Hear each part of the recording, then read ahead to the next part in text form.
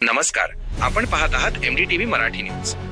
बातमी आहे हिंगोलीच्या कळमनुरी तालुक्यातील फुटाणा येथील अंध महिला T20 विश्वचषकात भारतीय संघाची उपकर्णधार म्हणून राज्याचा मान वाढवणाऱ्या कुमारी गंगा कदम यांना शासकीय नोकरी द्यावी अशी महत्त्वपूर्ण मागणी विधान परिषद सदस्य हेमंत पाटील यांनी सामाजिक न्याय मंत्री संजय शिरसाट यांच्याकडे केली आहे।